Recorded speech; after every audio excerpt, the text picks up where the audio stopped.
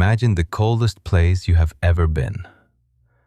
Now imagine waking up there, locked inside a tight metal drawer in pitch blackness, realizing the rest of the world thinks you are dead.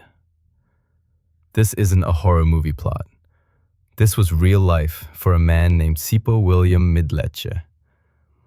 Let's go back to the year 1993 in South Africa. Sipho is just a regular guy going about his day. He gets into a vehicle, expecting to arrive at his destination like any other time. But he never makes it. There's a terrible traffic accident. It's violent and messy. When the chaos settles and first responders arrive, Sipho is lying motionless among the wreckage. They check him over quickly. They look for a pulse, they listen for breath, they look for any sign of life. They find nothing. The tragic call is made right there at the scene. Sipho has died in the crash. His body is taken away from the roadside, but he isn't taken to a hospital room to recover. He is taken straight to the municipal morgue. He is processed just like any other deceased person. They place him on a tray, slide him inside a cold steel storage box in the wall, and shut the heavy door. The darkness inside that box is absolute. The temperature is freezing, designed specifically to keep bodies preserved on ice. And there Sipho lay. He wasn't in there for just a few hours.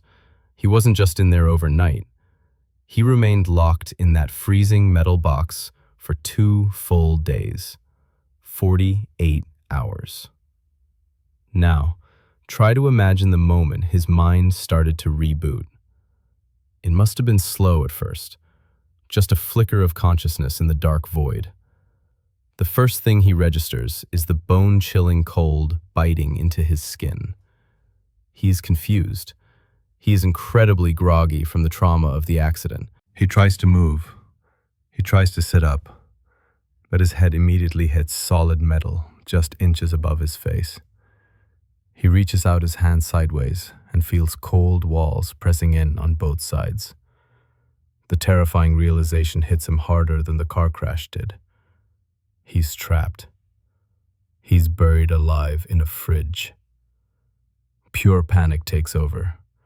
The primal instinct to survive kicks in hard. He draws a freezing breath into his lungs and screams. He bangs his fists on the metal walls above him and yells for help with every ounce of energy he has left. Outside in the morgue hallway, workers are just going about their grim daily routine. It's quiet. It's always quiet there. Suddenly, muffled cries erupt from inside one of the locked freezer drawers. The workers freeze in their tracks. Their blood runs cold. They are absolutely terrified. In that moment, their first thought isn't that a mistake was made. Their first thought is that it's a ghost. They think the dead are waking up. The screaming inside the box gets louder, more desperate. Eventually, someone works up enough courage to approach the wall of fridges. They locate the sound. With shaking hands, a worker unlocks the heavy latch and pulls the drawer open.